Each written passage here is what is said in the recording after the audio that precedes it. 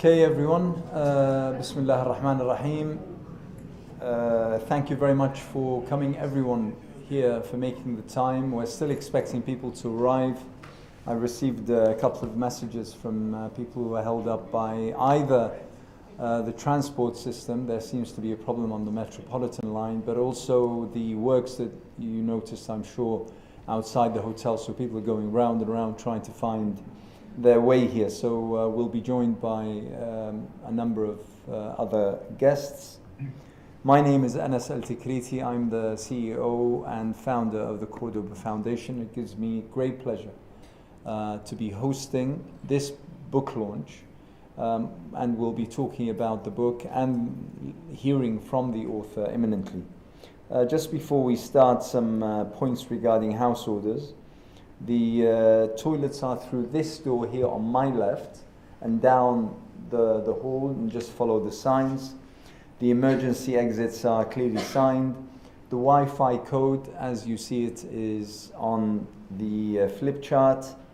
And if I may kindly ask everyone to turn their mobile phones on silent. I'd like to mention the efforts spent by my team, Dr. Abdullah, the director of the Cordoba Foundation, as well as Hamza and Mus'ab, and all our volunteers today. Thank you so much for your efforts. The book itself, as I'm sure that you've all been made aware, is at the back on the table, and it's going for £10 per copy.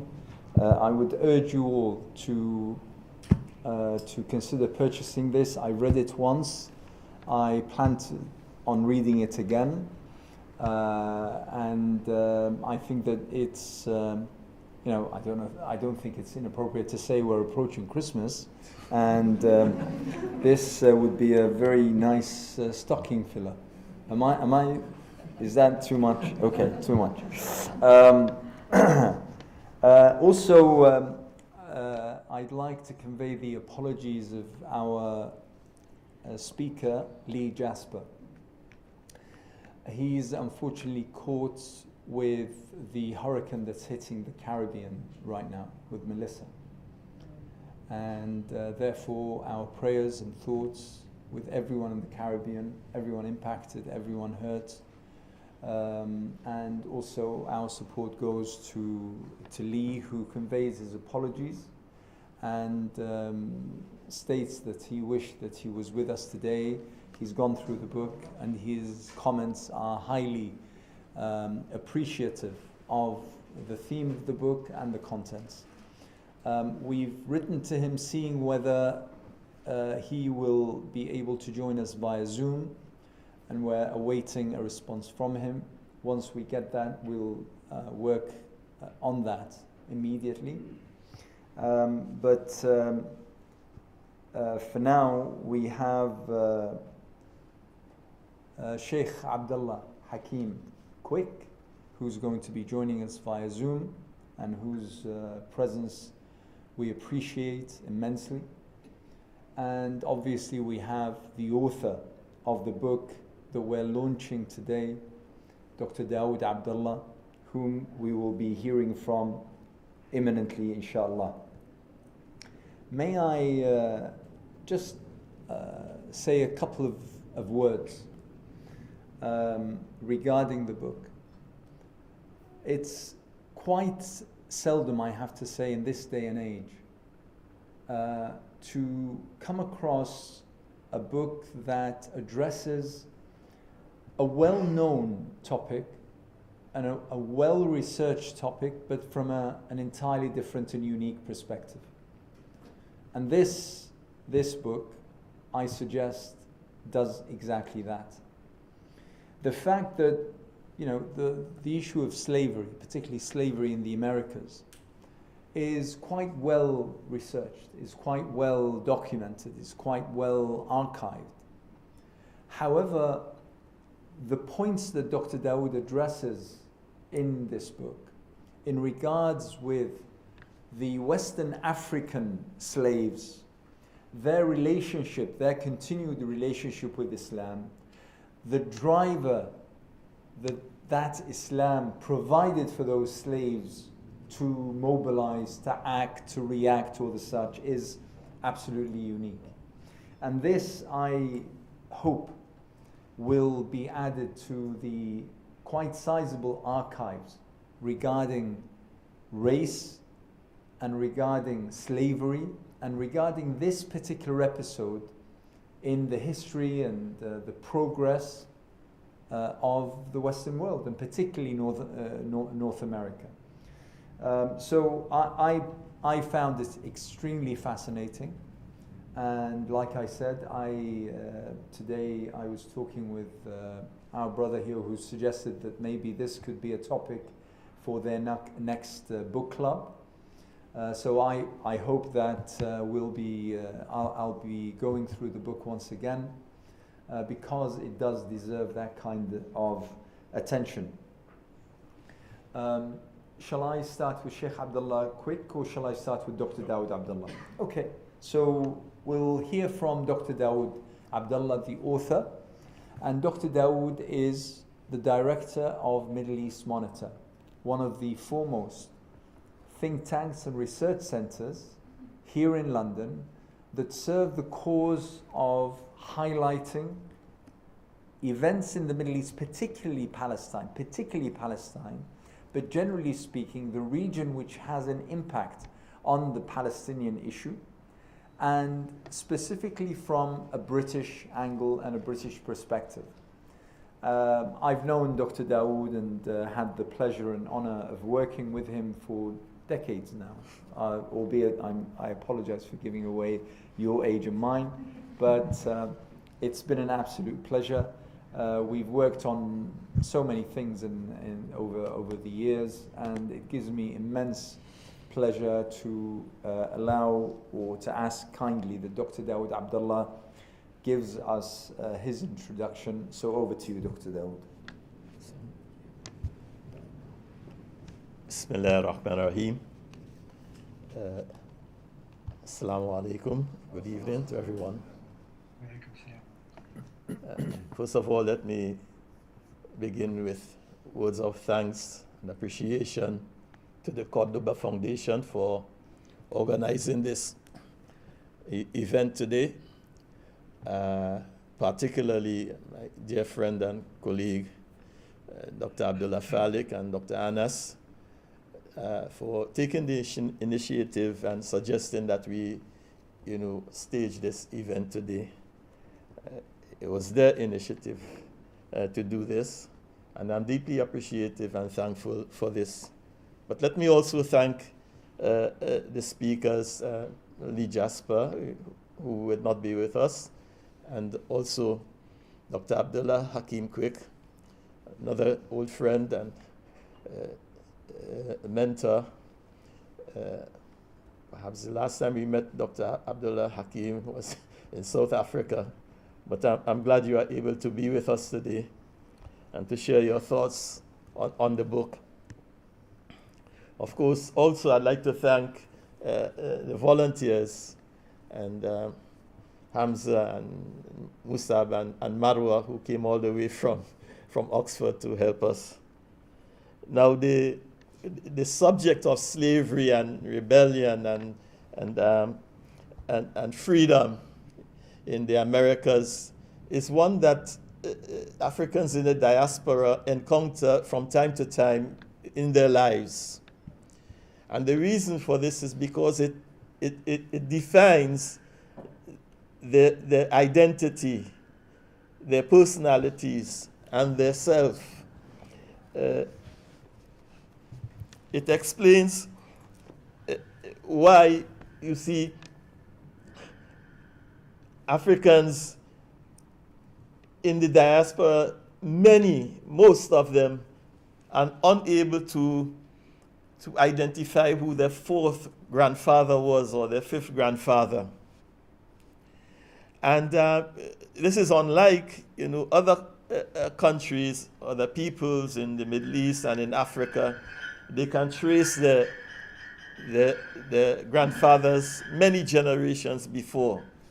But the reason why, we have suffered this is because when we came, first of all, our fathers were brought to the Caribbean and the Americas.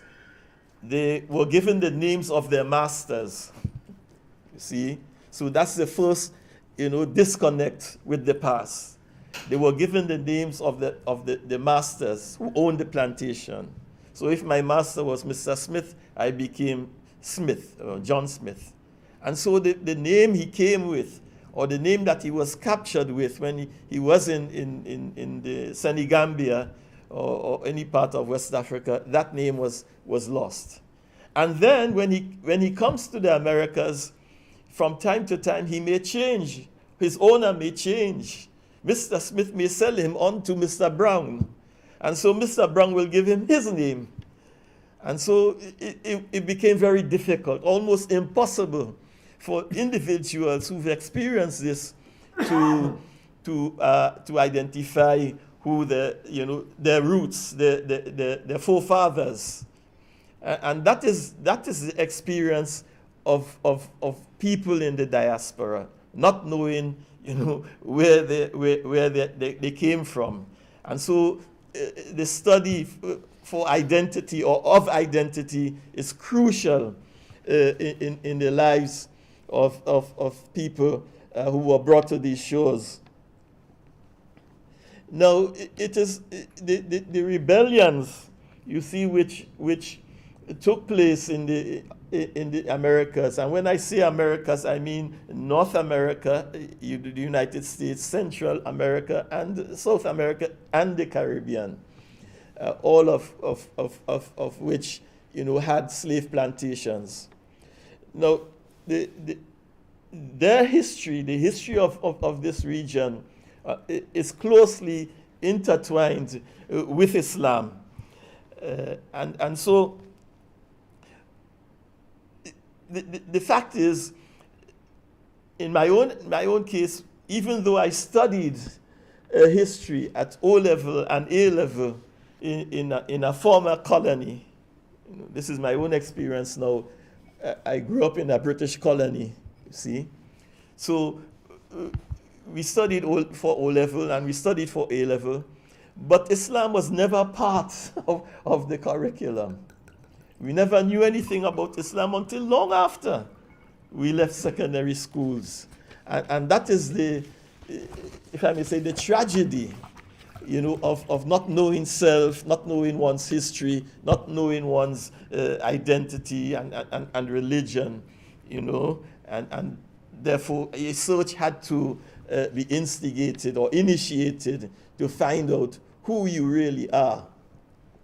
Now, the first people who started this trade, in African people were the Portuguese. They went to the western coast of Africa, from North Africa down the western coast, and they captured people, brought them back. This was in the 15th century, before the Atlantic trade. They were taking people to Portugal to work as slaves. It's something like 1455. The Pope Nicholas the Fifth actually gave what we would call in Islam a fatwa.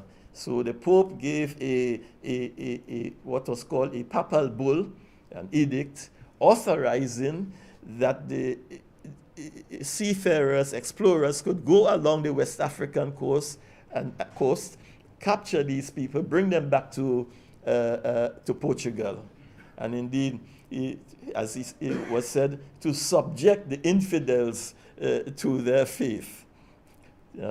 So this is a theme. This is where the theme of religion comes into play when we study the history, the experiences of Africans in the Caribbean and North America, because the Portuguese first and the Spaniards were inspired by, motivated by, influenced by, their own religious teachings and positions.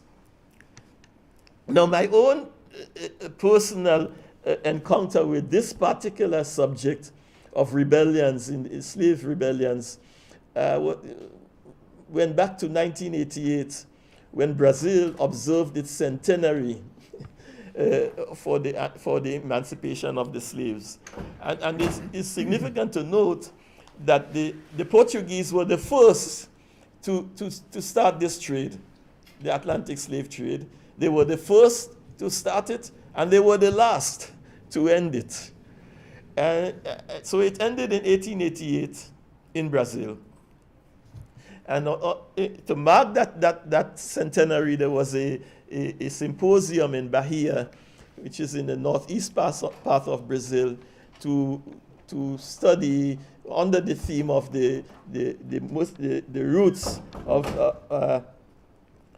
roots of Afro-Muslims in Brazil, to which I submitted a paper at that time titled Echoes of the Sokoto Jihad in Brazil. So the book that we have before us is really a continuum of that early work, though, with various changes and insights. It is divided into 6 chapters. The first looks at the legacy of the Crusades.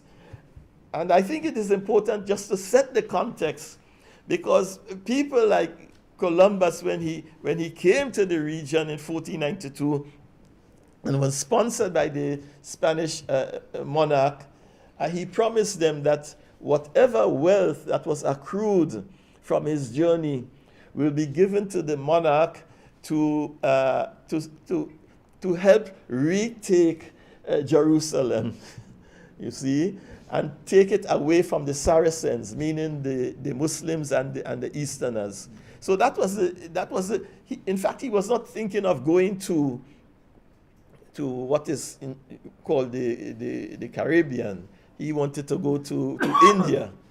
But in any case, he said that whatever wealth, because they thought that India was a wealthy place anyway, you see, and that whatever wealth from the spices and the gold, that would be given to the crown to finance and to support the cause of reclaiming Jerusalem from the Muslims and the Saracens.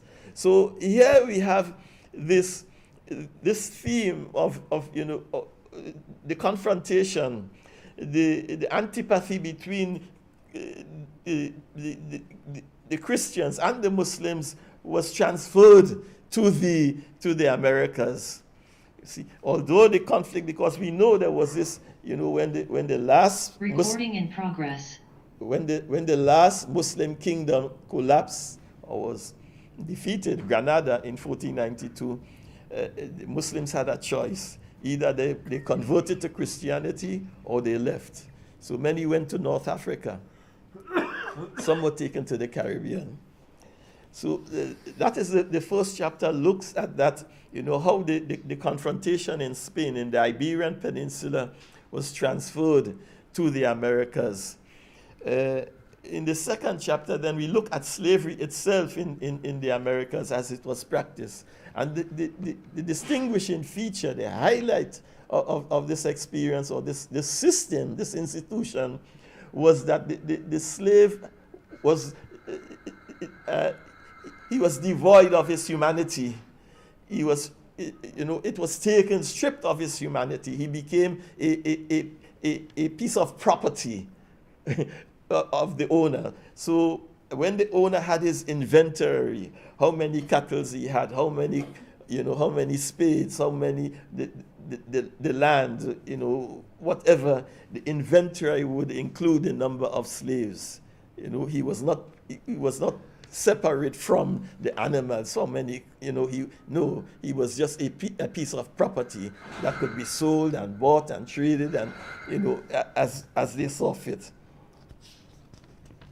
So in the second chapter of the third chapter, then I looked at the jihad tradition in West Africa, because this is the central theme of the book, that of the 15 million slaves approximately who were taken to the Americas, at least 2 million were Muslims.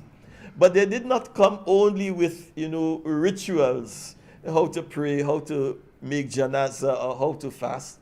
They had certain ideas. You see, they had certain values. And so the central theme of the book is that what they acquired, the knowledge they acquired in West Africa, in many cases were transferred to the Americas, and that enabled them to resist the system. For example, we would see later on in the book, when we look at in West Africa, let's see, one of the bone of contentions between the Muslims and non-Muslims was that the Muslims felt that why should they be subjected to, the rule of a non-Muslim, and that was bad enough in many instances, but having to pay tribute and pay taxes to non-Muslim rulers, people who practice, who were animists, this was unacceptable, and that problem, that dichotomy between, having to be subservient to a non-Muslim ruler, it was we saw that in the Americas also, where these Christian rulers subjected them to harsh conditions.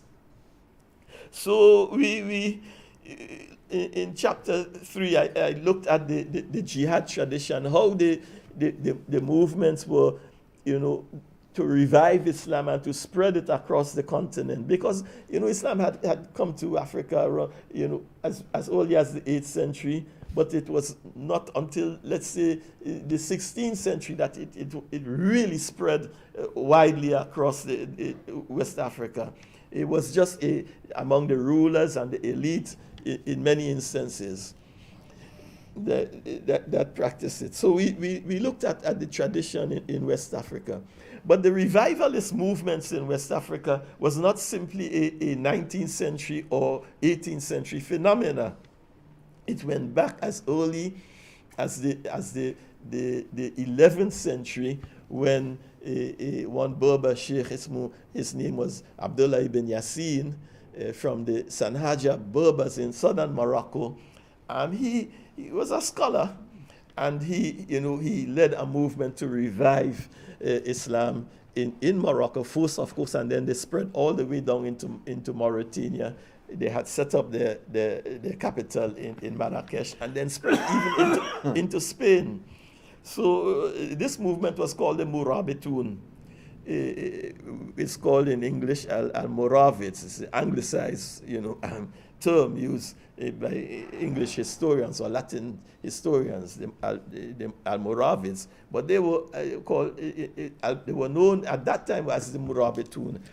Al-Murabit is someone who is garrisoned in a state of preparedness. It suggests an element of militancy. So that was the seminal movement that informed subsequent reformist movements in West Africa. Now, after that, we looked at in the 4th chapter, we looked at the revolts in the Americas. There were several. I mean, these people, the nature of the system was that it denied not only their humanity, but of course their freedom was taken away from them. And so there was resistance to this institution that denied them of their freedom and denied them of their humanity. So from the very beginning, there was resistance. And the first revolt, the first major revolt, was in 1521 in Hispaniola. Hispaniola is today is called the Dominican Republic and Haiti, one island divided into two.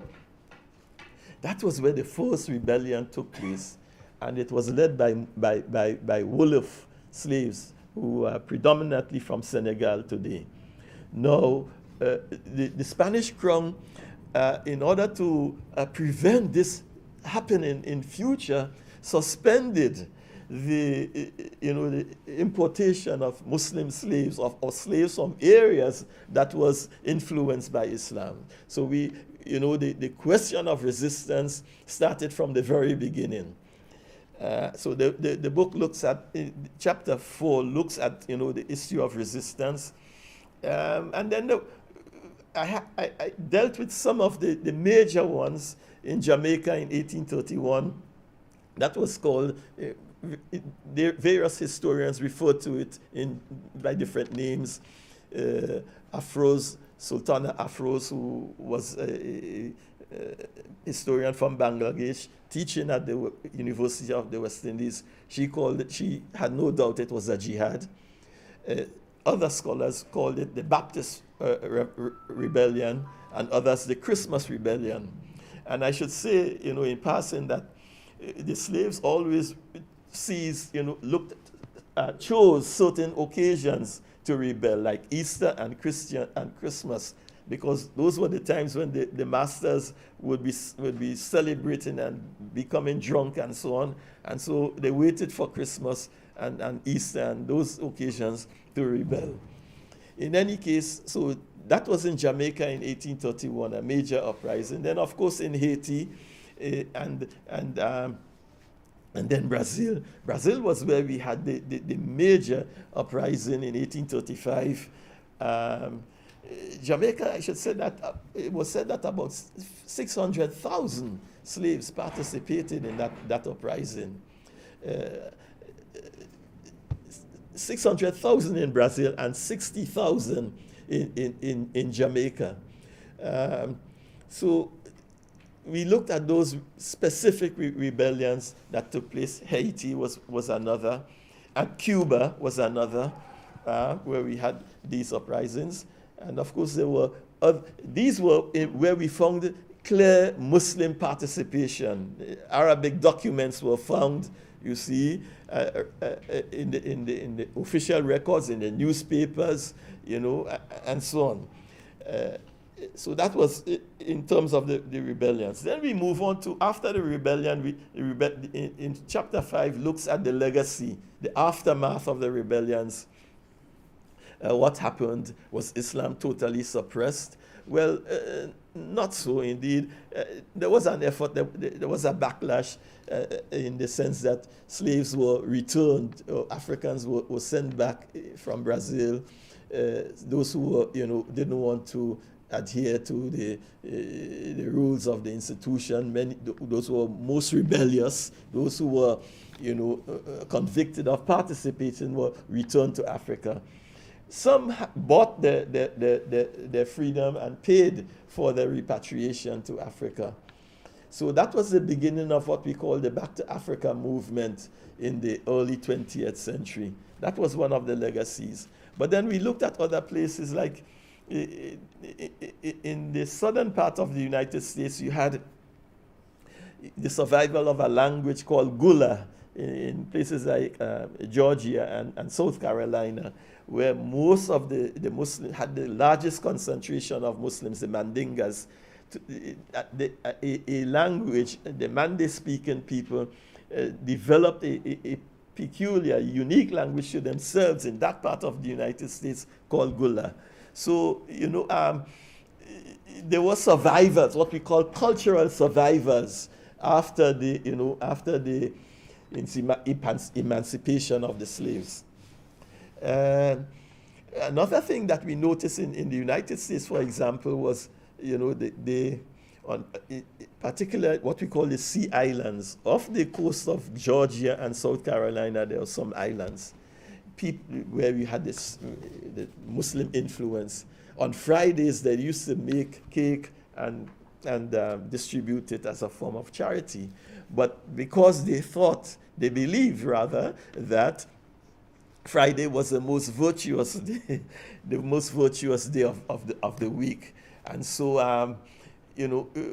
that evidently was a relic from the Islamic past. in other parts of the region, like in Trinidad and Grenada, we had something called saraka, whereby people would come together and help, their neighbor build a house or clear some land and so on, and then food would be distributed. But the word saraka comes from sadaka. So you had these survivors throughout the region.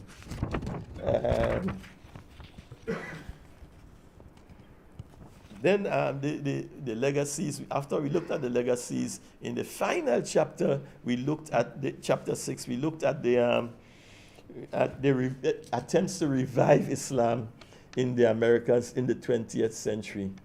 So one of the most prominent and influential persons in this regard was a certain individual called Edward Blyden. He was born in the Caribbean, in St. Thomas. Could not find a job, although he wanted to become a minister in the church, in the Presbyterian church, but they didn't want to employ him for obvious reasons. He was black. And so in the end, they told him to go to, they encouraged him to go to Liberia. Liberia was set up by the Americans in 1821. So he went to Liberia and began teaching. But Edward Blyden was a prolific writer, and he was very much impressed by what he saw of Islamic culture in Africa. Although he was a preacher, a minister in the church, and that the way he wrote, the things he wrote about Islam, people began to question whether this man was a Christian or a Muslim. And in 1886, he favorable or otherwise? Favorable. Favorable to Islam. Yes. Right. He wrote a book called Christianity, Islam, and the Negro Race. This is his major work. And in 1886, he submitted his resignation from the ministry. Wow. And that is why they thought he was, he had become a crypto-Muslim, as it were. Those who were in the Caribbean and the Americas, many of them were crypto-Muslims. So Edward Blyden made several trips to the United States, speaking about what he saw of Islam in West Africa. The significant thing about him is that by the turn of the century, there was a world conference in London. The first Pan-African conference was held in London, and he was one of those who worked to bring this about. He was working closely with another individual from Egypt called Muhammad Ali, who had edited, their newspaper, The Orient, in London. And later on, 10 years later, they encountered Marcus Garvey, the famous Jamaican Pan-Africanist. And those Muhammad Ali followed Garvey to the United States and worked with him for a while, as the editor of his newspaper. And that was the beginning of the revivalist movements in the early 20th century. We had something called the Canaanite Temple in 1913, formed by a certain man called Noble Drew. And then when he died in 1929, when he died and Muhammad Dus Ali died, he went back to Africa. Elijah Muhammad stepped into the political vacuum or the leadership vacuum that was left. And that was the beginning of the Nation of Islam. In the 1940s, Elijah was imprisoned for not going to the war, the World War. He refused to be conscripted. And so he was imprisoned for 3 years. His wife led the movement for a while, but he concentrated a lot on recruiting, people into the Nation of Islam from the prisons. And that was the case with Malcolm X. But it was not Elijah who was responsible for his, recruitment into the Nation of Islam. It was his sister, who herself had become a Muslim, and joined the Nation of Islam. So the last part of the book now was something of a personal recollection of my own experiences, as someone who had now embraced Islam in the Caribbean in the mid-70s, and becoming part of the movements that started in the United States, like the Islamic Party, led by Yusuf Muzaffruddin Hamid, who was a student of Abdullah Maududi. And they spread into the Caribbean. And that was the beginning of our encounter with what we call the Islamic movement. The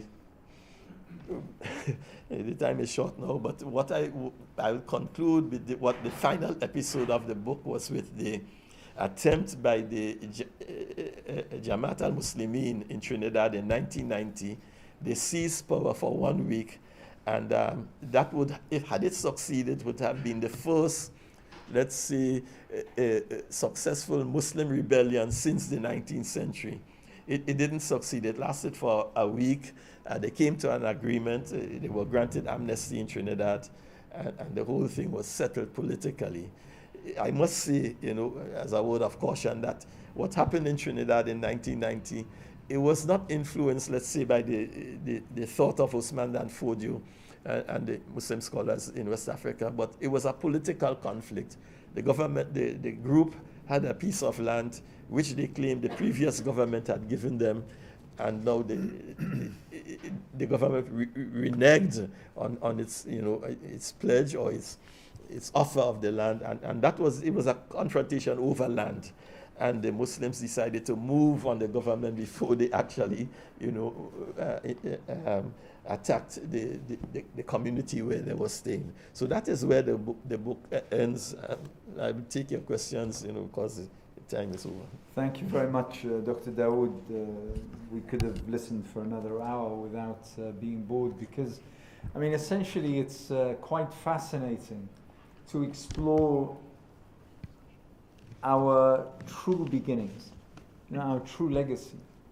All of this that was written in the book, and which Dr. Daud has just explained, is not in our curriculums when we study about slavery, when we study about the last 200, 300, 400, 500 years, particularly about that part of the world. And it's refreshing to learn these quite important information about, the roots of what we call today Western civilization, and about our relationship, whether it be through race, or whether it be through religion, or whether it be through the quest for justice and freedom that those slaves attempted to pursue. And the connection between the Americas and between Africa is something which I find quite fascinating, and the kind of impact, even linguistically, is something that is quite interesting to know. So thank you very much, Dr. Daud, and I think that I convey everyone's congratulation on this very important book, this very important thesis. And I repeat what I said in my introduction. I hope that this will become part of our documentation of that period of history and this particular dossier that is part and parcel of who we are. So thank you very much. May I, if I could, before moving on to our next speaker, if I could just point out the fact that all our events, for those of you who've been following us now for years, all our events are for free. All our events are covered either by our own pockets or by generous donors and donations. So may I, if I'm not too over, if I may just point out that there is a QR code on the screen, I believe, that through which you will all be able to donate. So please do so. But tonight the priority goes to the book. Please make sure to all leave with at least one copy, if not more. And then if you have any spare to donate for the Cordoba Foundation, that would be very generous. Now, our next speaker is someone whom also needs no introduction. Still, I will introduce him. He's someone, the last time I met Sheikh Abdullah Hakim Quick, I'm not entirely sure whether he remembers this, but it was like something around 20 years ago. And it was a very fleeting and very quick passing by, but it was something that filled me with pleasure. Sheikh Abdullah Hakim Quick is a scholar and historian. He's senior lecturer at the Islamic Institute of Toronto and Canada. I'm hoping that he can hear me, and I'm hoping that we will be able to hear him. We see him on the screen, mashallah. Sheikh Abdullah, you look younger than when I saw you 20 years ago. I don't know exactly what it is that you take with your morning tea, but in any case, the microphone is yours. You have 10 minutes.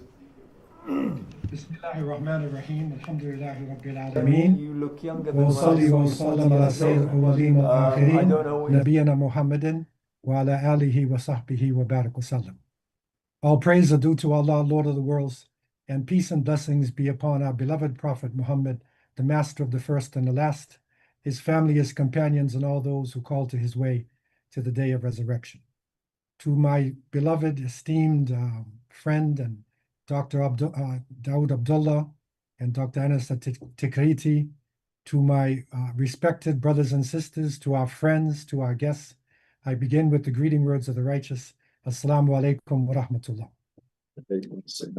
Alhamdulillah, it is a great honor and privilege for me to be with you today at the launch of this very timely book, well researched, well documented writing, which is of critical importance, especially in the world that we are living in today.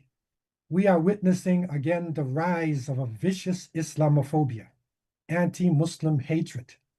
We're also witnessing a genocide in Palestine and displacement of innocent people all around the world. The world is now waking up to recognize one of the worst humanitarian crises on earth in the Sudan. So many people, especially young people, are asking, what is really happening? What is the basis of this? Even within the past few weeks, there are new threats of wars and disruptions. So people, especially young people, are asking, why Venezuela? Why Nigeria? Why Tanzania? Dr. Daud, in his well-researched book, brings clarity not only to the horrors of the transatlantic slavery, but also the motives behind the colonial powers that instituted it. And he highlights right from the beginning what were the four main reasons why the Portuguese in the 15th century went out to colonize. What were their four main reasons? Number one, a crusading zeal against Muslims. They had a hatred for people they called the Moors. Two, the desire for Guinea gold.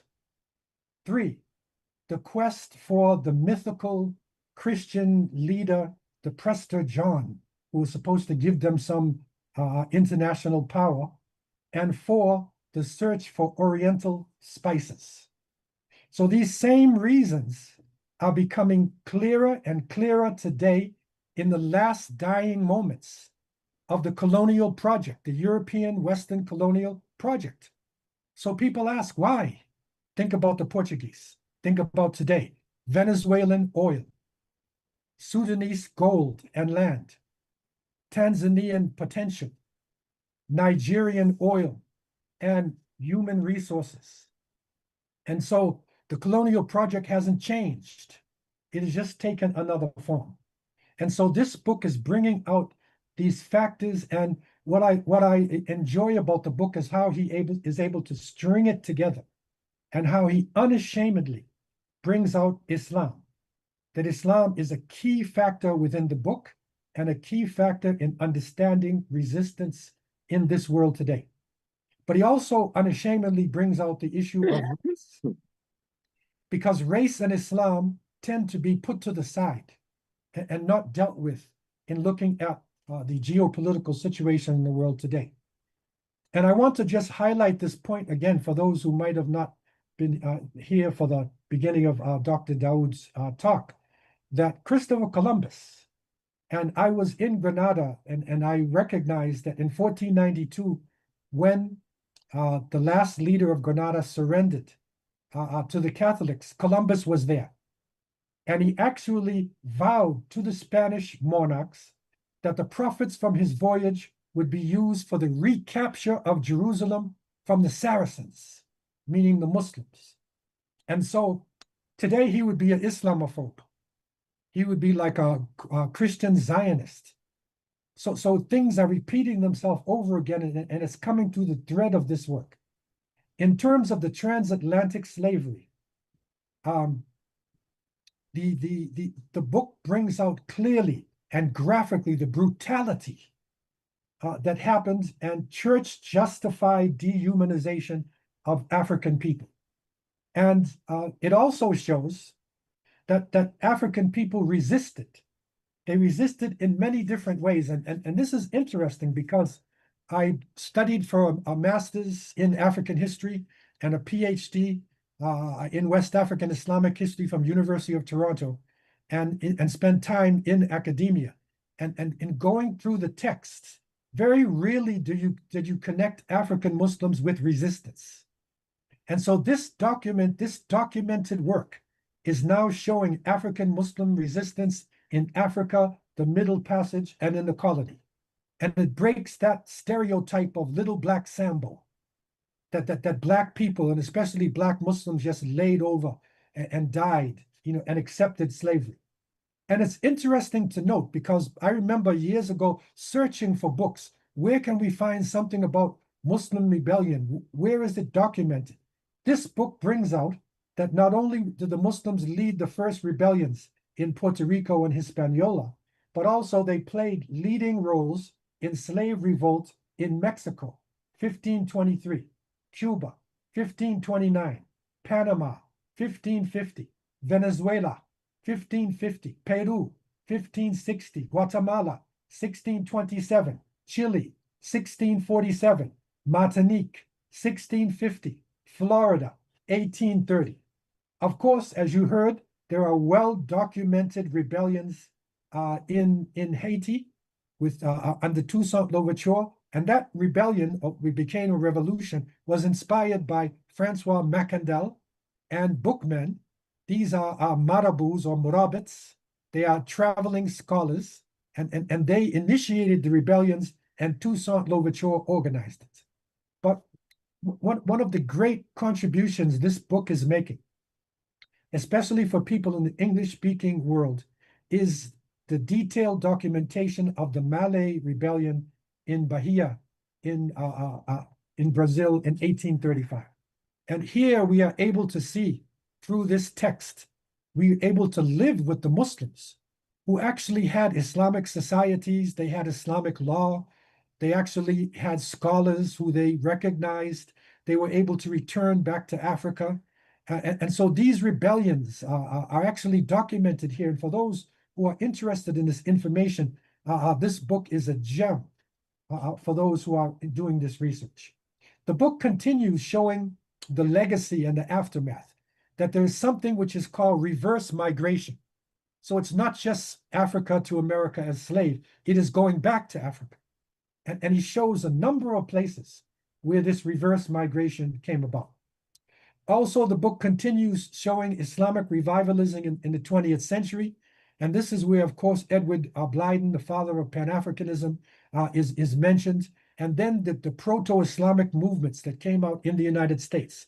In other words, Islam mixed with Rosicrucianism, Christianity, Freemasonry, the Moorish Science Temple of the World, Marcus Garvey's movement, the Nation of Islam. And then he shows Malcolm X, which leads into the revivalism of the 20th century. And what is so interesting and heartwarming and personal for me is the fact that this is one of the only books that connects the jihads of West Africa, showing clearly that the documentations that were being used by the enslaved African people in Suriname, in Jamaica, in Brazil, throughout the region, are connected to the West African jihads there on the continent. And so Dr. Daud seamlessly makes this connection through with documentation, and then also seamlessly makes the connection that after the slavery period was over, that Muslims did not necessarily lose their identity completely. Maybe the names, but the cultural practices continued. The understanding of the world continued. The worldview continued. And so the movements developed in the United States, in the Caribbean, up into Canada, into South America. And this book, I believe, is one of the first that I've seen that documents the Islamic Party. And this is one of the gems of this book, making the connection to give you personal information about the evolution of this very important Islamic movement there that happened starting in the United States and then moving to the Caribbean region, are very important. Also, the Dar al-Islam movement, which was a very important movement as well, had implications up until today. There are other movements as well, like the Mosque of the Islamic Brotherhood, that also developed. These are all people coming on the heels of Malcolm X. And so this is the continuation. It's like cultural continuity. It's like political continuity. It's resistance that continue amongst African Muslims. And it's interesting to note that one of the patriarchs of Islam in America, in New York City, Imam Daud Faisal himself, who was at the State Street Mosque, and from his center came the Dar al-Islam, many movements. He was from Grenada as well. And so Grenada has given a lot to the Islamic movement and continues, to give. And that's very personal for me as an individual raised in America with Caribbean roots. My grandmother came from Barbados. Having that connection and seeing it together in continuous rebellion, connected to today, is the great achievement of this text. So for those who are researchers, those who want to understand what happened to African Muslims, those who want to reflect upon what is going on in the world today, this book is a gem of information. This book is the basis of more studies that inshallah will continue in this very important area. And I pray that Allah subhanahu wa ta'ala would bless Brother Dawood and Imam Sheikh Faisal, and all those who have struggled in this cause and are continuing, holding the banner up high. May Allah bless them. May Allah give Dawood success in this life and the hereafter. And make sure you get a copy of this book. Give it to your friends. Put it in your libraries. I leave you in peace. Assalamu alaikum wa rahmatullah. Rahmatullah, Sheikh Abdullah Hakim Quick, thank you so much. I don't think that there is higher praise than what we've just heard. And I second what Sheikh Abdullah has just advised. So once again, I press on you to make sure that you obtain a copy, at least a copy of the book before you leave. We have about 20 minutes left, so I'd like to open the floor for any comments, observations, questions. So we'll have about 10-15 minutes. We'll go around the hall, take down notes, Dr. Dawood, and then we'll come back to you towards the very end. So I have our brother over here. Anyone else? Naseem? Yes, the brother at the back. So we'll take these three comments or interjections, and then we'll do more, inshallah. Yes, the brother here. Thank you very much, Daud, for this, what jokingly I would call bid'ah, because mystery. Yeah? But it is an interesting angle to explore. I just wanted to ask if you have any information on any linkages between the Moriscos and the African slaves in South America or outside. The Moriscos. The ones who were Andalusians who were thrown out, but they kept their Islam like very secret. But I'm sure there must have been interaction between them and some of these slaves. We'll come back to it at the end. Okay. Naseem. Assalamualaikum. You mentioned legacy quite a few times, and much of our debates, the culture war that's taking place, especially in the US, is under the shadow of slavery. I don't know if you followed a row on social media last week between Mehdi Hassan and some right-wing commentator, very influential, Mike Walsh.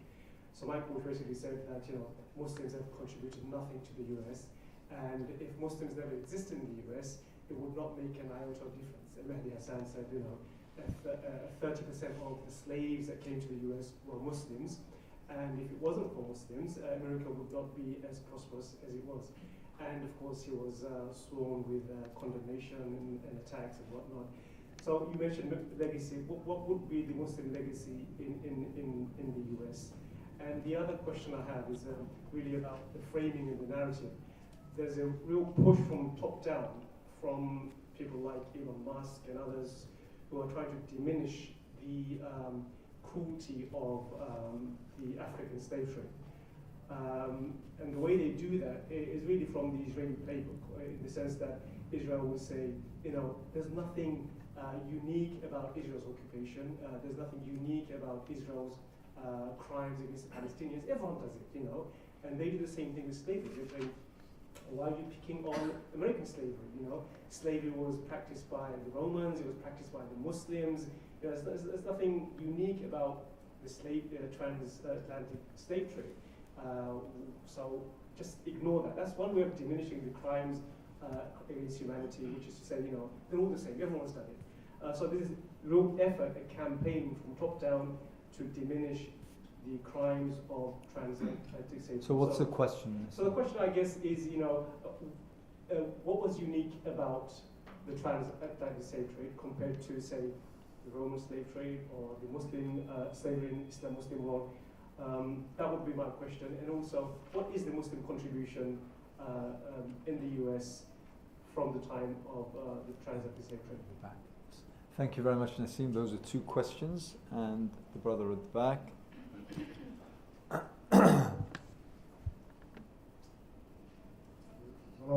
Alaikum assalam. First of all, I think we should try to rephrase the term African slaves. We should just call them enslaved Africans, because they were free people. They weren't mutually exclusive. They weren't just slaves. They were free people who were enslaved. Also, a question to Brother Daud. You mentioned the number of Muslims was 2 million, okay, amongst the 15 million that were taken. I would, and I've always doubted that, because if you look at West Africa then, and you look at West Africa now, that very region is at least 60% Muslim at the moment. Yeah? So if you're talking about Senegal, it's 90%, Gambia, if you're talking about Nigeria, even Ghana, all these places, they have a very, very large Muslim population. So I think the number, which I don't know, I can't tell you, but the number of Muslims taken was a lot higher than what's being claimed. And some people are saying it was 30%. I think it was a lot higher than that. Thank you. Okay, let's take those on board. So the first question is regarding whether there is a connection with the Moriscos. Moriskin. There is a connection in the sense that some of the Muslims in the Iberian Peninsula, who are referred to as Moors, were sent to the Americas as a form of punishment. And labor also was a factor. Once the new colonies were set up, there was this need for labor. Eventually, when they killed out the Indians, the indigenous people, they had to turn elsewhere, and they had to get cheap labor. But they did send some of the Muslims, the so-called Moors, to the Americas. The atmosphere, the hostility between the Muslims and the Portuguese in particular was very noticeable.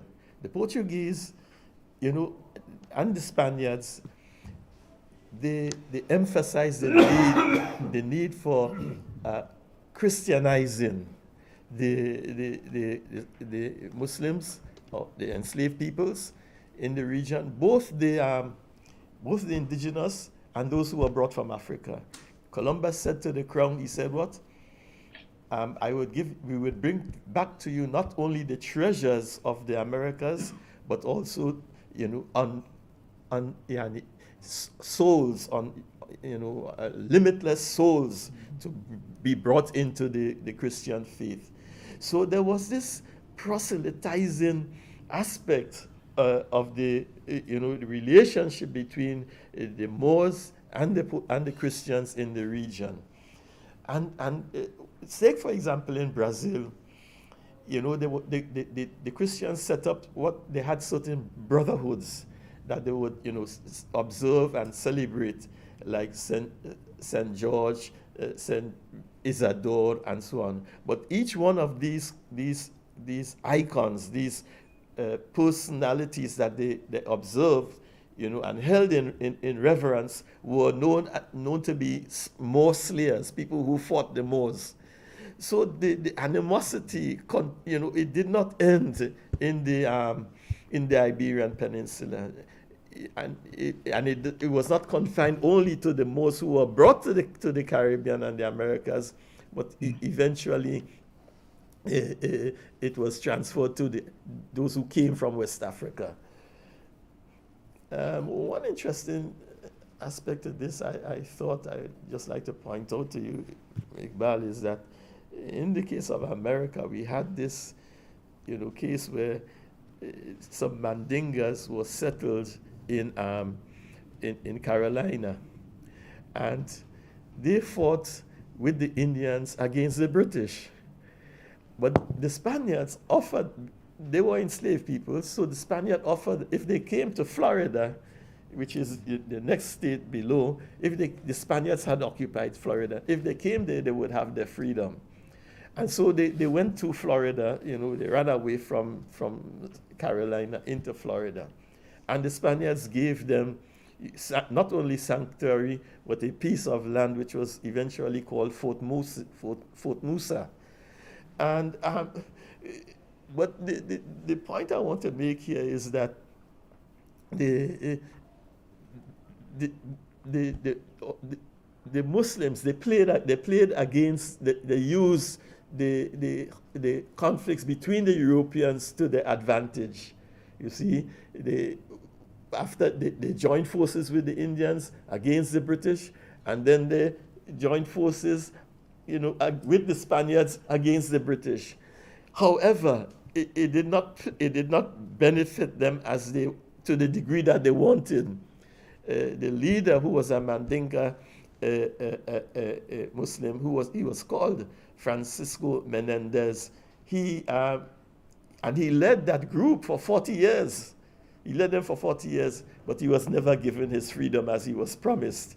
So that was an aspect of the confrontation and the relationship between the Muslims and Christians from a religious point of view in the Americas. But as I said earlier on, in Brazil it was very distinct, very clear, the transfer of that conflict, that animosity from the Iberian Peninsula into Brazil. It was very, very clear. Let me, if I may. Yes, of course. Yes, go ahead, Sheikh Abdullah. I want to make a comment on this point and then deal with the next question for time's sake.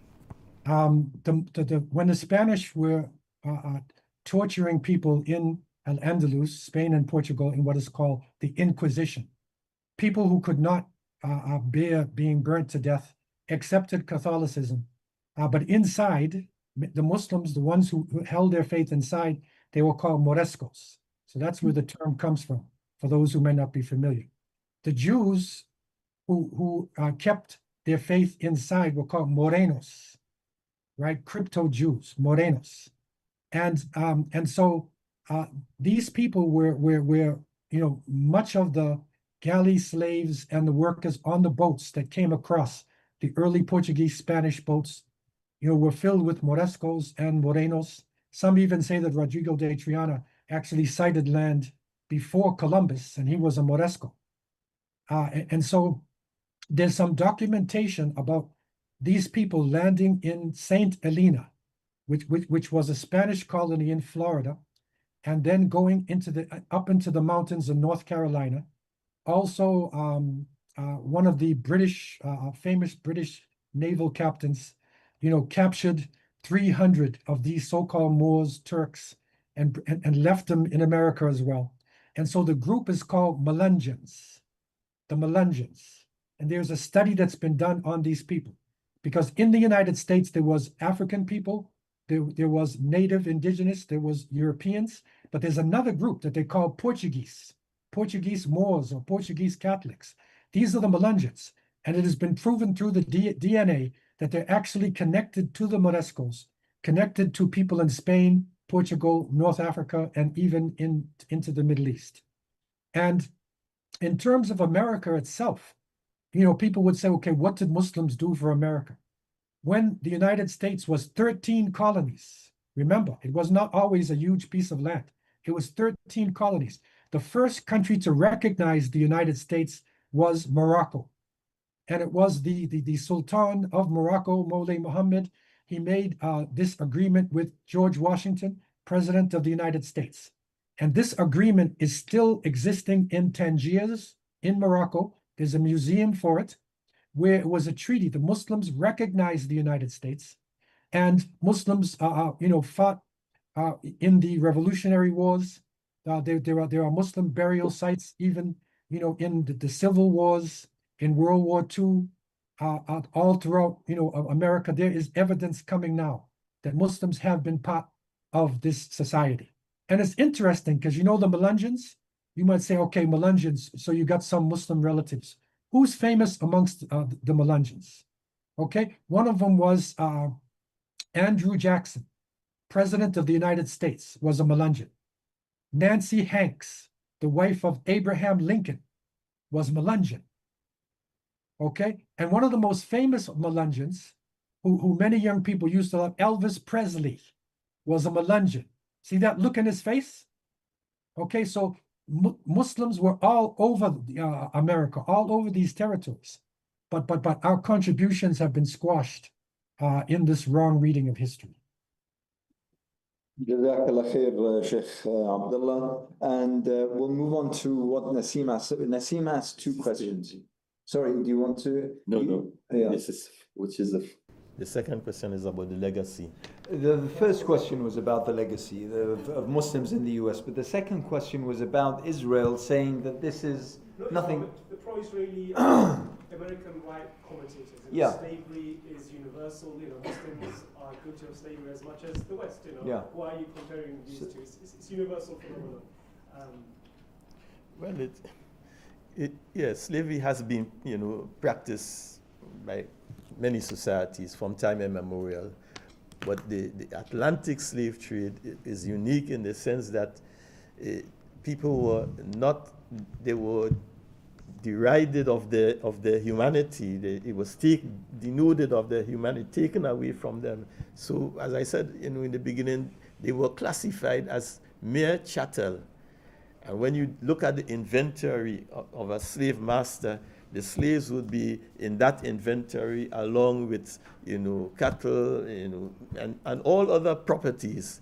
And that is the distinguishing factor. However, it was also in its brutality.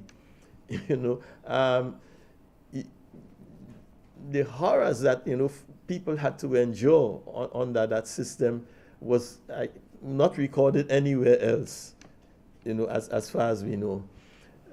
So that is the distinguishing factor about slavery in the New World. Of course, it continued for 300 years, and without that system, you would not have had the British Empire or the French Empire. They were built on on the labor and the blood of the slaves.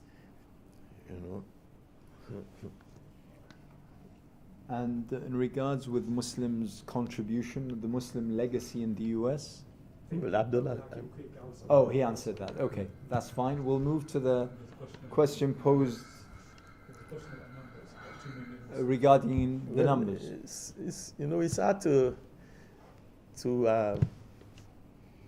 settle on a specific number.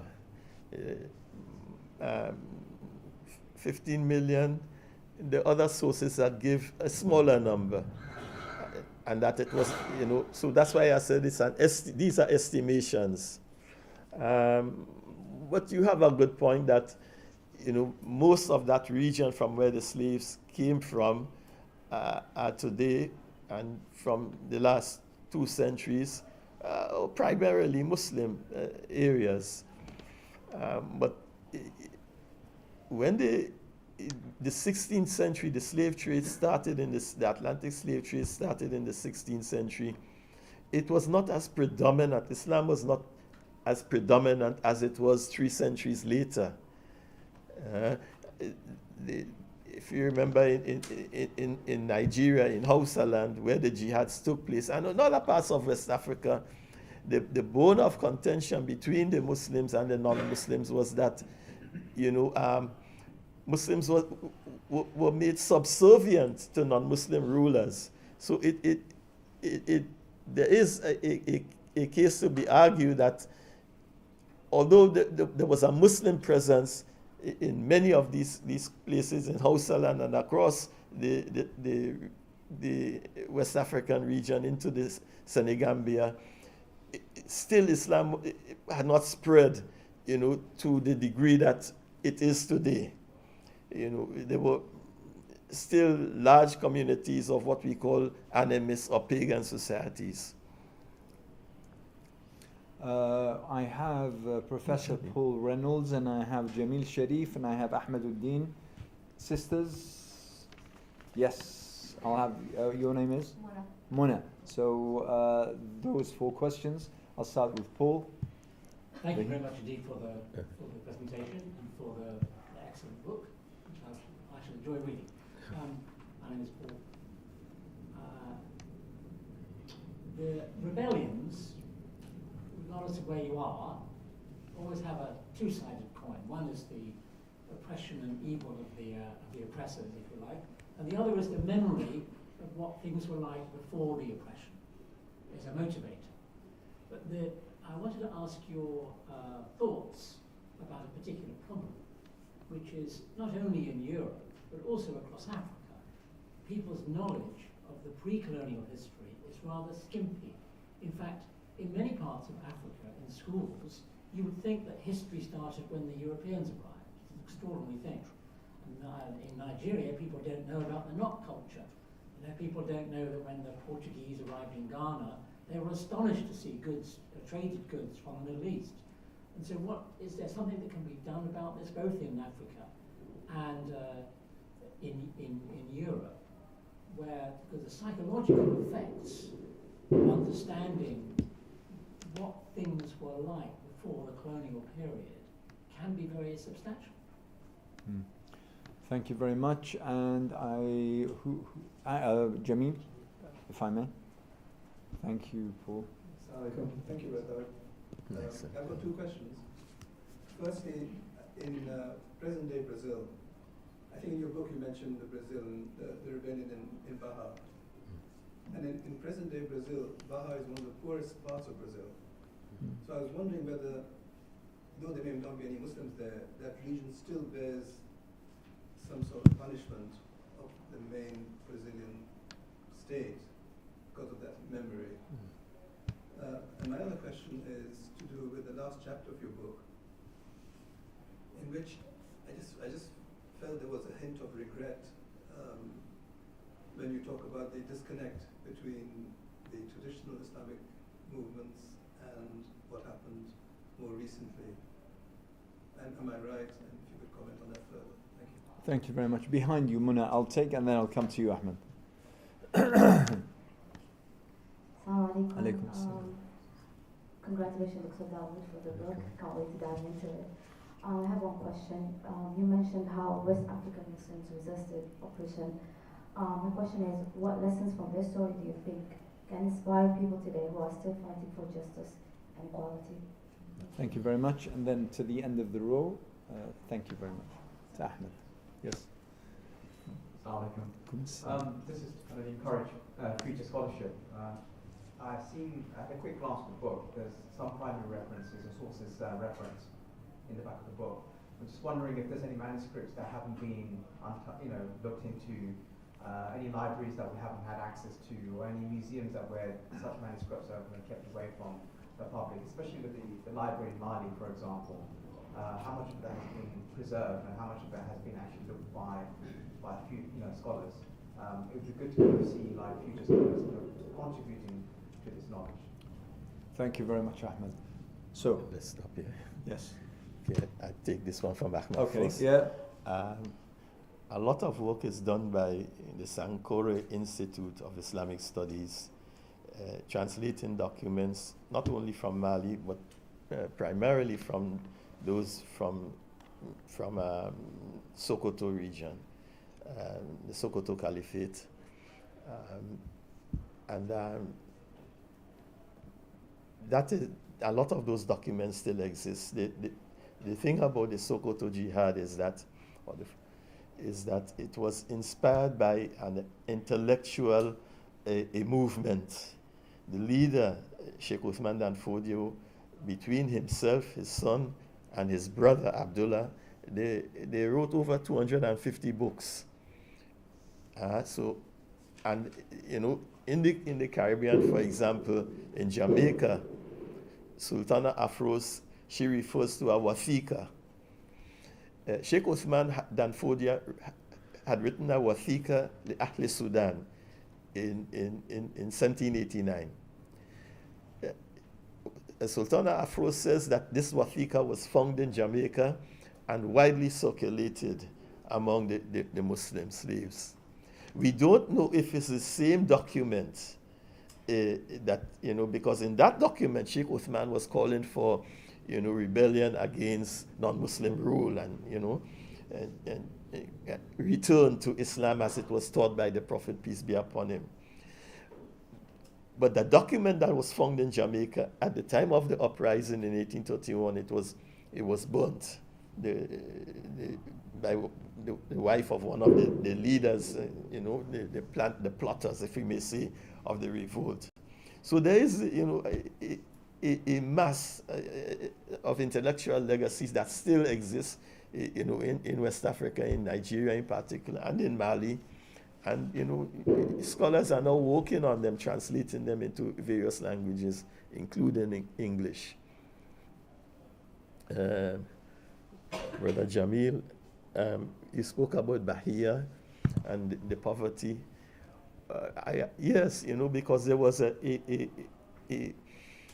reprisals, the reprisals for the uprising in it. And mind you, in Brazil, although 1835 was the major uprising, between 1806 and 1835, there were about 30 other, rebellions in Bahia.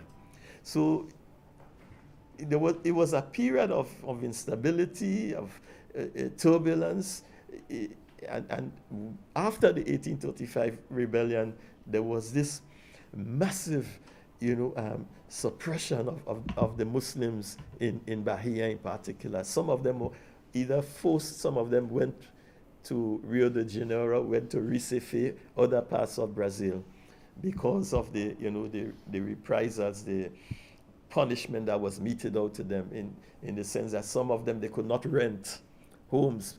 They had to give proof of their addresses, and they were made to pay taxes, exorbitant taxes, all as a result of what happened in 1835. And of course, those who were repatriated or forced to go back to Africa, not all paid their way back, all went voluntarily. Some were actually sent back because they were too rebellious. So there was that pushback. But I don't think the poverty that you mentioned, from my visit, I didn't see it in that sense. I mean, Salvador, which is the capital of Bahia, is very thriving, cosmopolitan, city. Of the African presence is overwhelming, and the tributes to their past, for example, the statues, because it's Yoruba. Although there were many Muslims in Brazil, the Yorubas who were not Muslims, that presence is still very visible in Bahia. But the poverty, I didn't sense that really.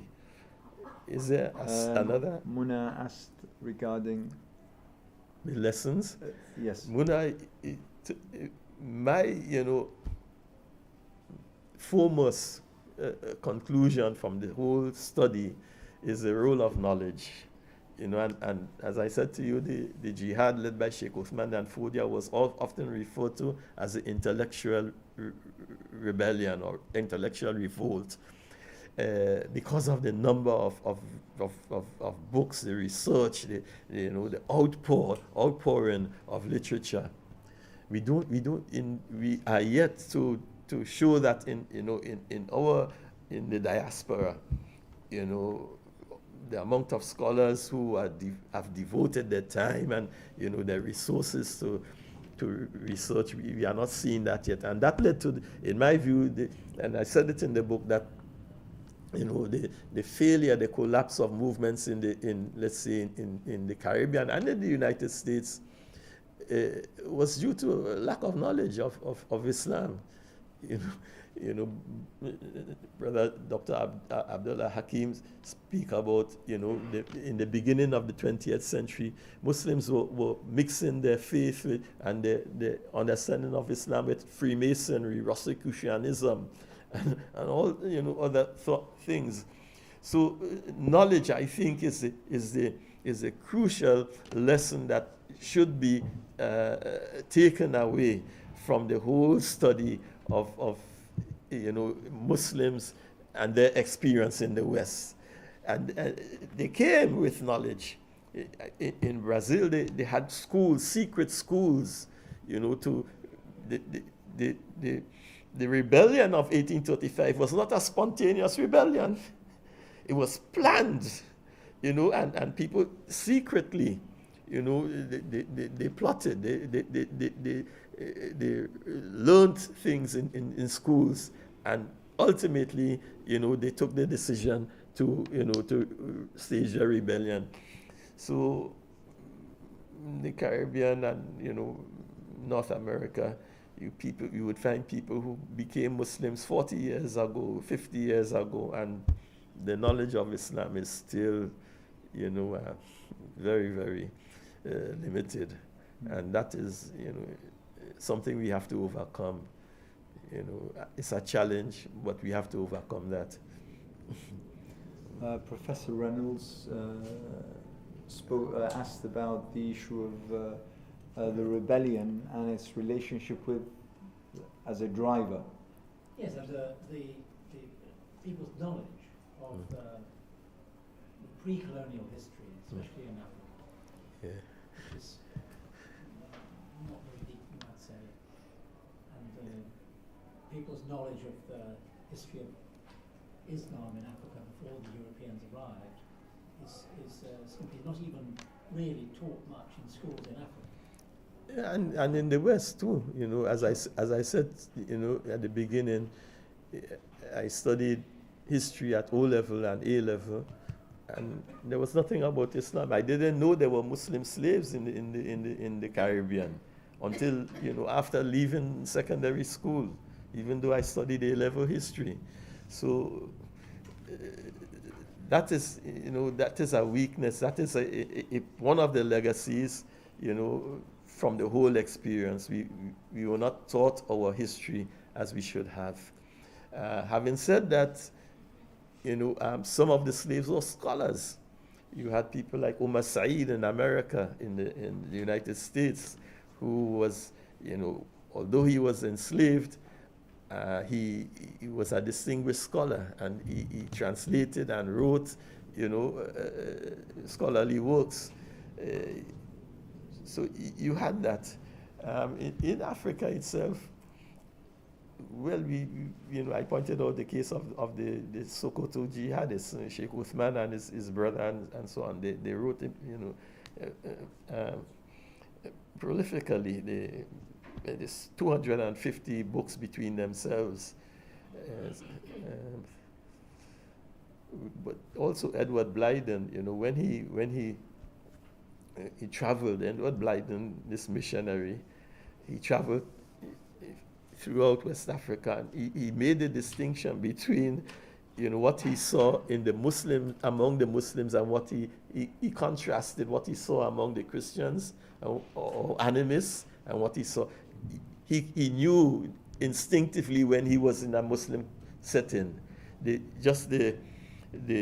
level of knowledge, learning, and competence. And this is why the Portuguese in particular, they preferred, although they hated the Muslims, they took them because they were literate, and the Portuguese were illiterate. I mean, most of them could not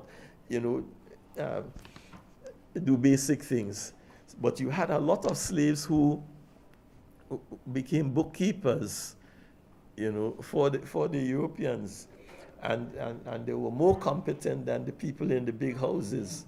So it's one of the anomalies of the whole thing, that many of those who came were quite literate and skilled in various areas.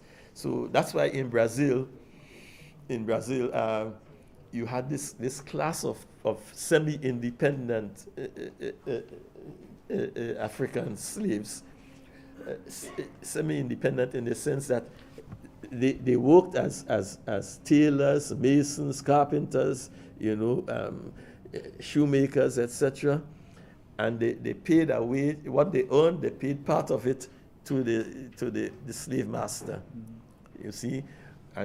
But they saved from what they worked in order to buy their freedom and to buy the freedom of others, and even to return to have repatriation. So, well, thank you very much. Towards the end, and we are out of time. However, I'd like to hand over the microphone to Sheikh Abdullah Hakim Quick for his final thoughts before we end. So over to you, Sheikh Abdullah. Yes, alhamdulillah.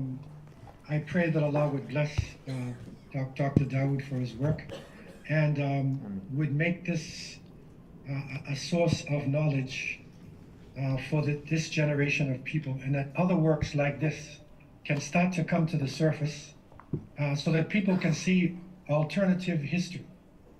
And we used to say in America that we want our story and not his story.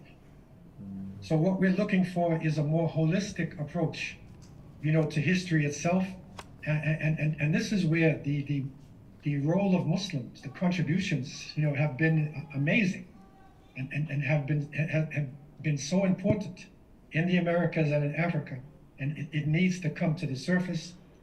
Also, the misunderstanding, of African people in the West, what happened, and the suffering, that also needs to be brought forward, and not put on the side on a shelf. So I want to congratulate the Cordoba Foundation and all those who are involved. May Allah make it easy for those who are struggling in the field, and may Allah accept this work and give victory to the Muslims on the ground. Wa akhiru da'wana alhamdulillahi rabbil alamin. Jazakumullah khair. Thank you so much. We'll end it here, but Dr. Daud, our gratitude and thanks, and may I please call upon everyone here to give a round of applause to Dr. Daud for his work and his effort. Once again, a copy of the book can be found at the back of the hall. It's going for £10. I urge you all to buy a copy or two, probably. Also, our thanks to the publishers, Hansard, for publishing this piece of work. And once again, if I may remind you regarding the donation link to the Cordoba Foundation, and look for our future events on the Cordoba Foundation, thecordobafundation.com. Once again, my thanks to the team, Dr. Abdullah Faliq, to Mus'ab, to Hamza, to Marwa, to Jahid, to all the volunteers who made this event possible, workable and efficient.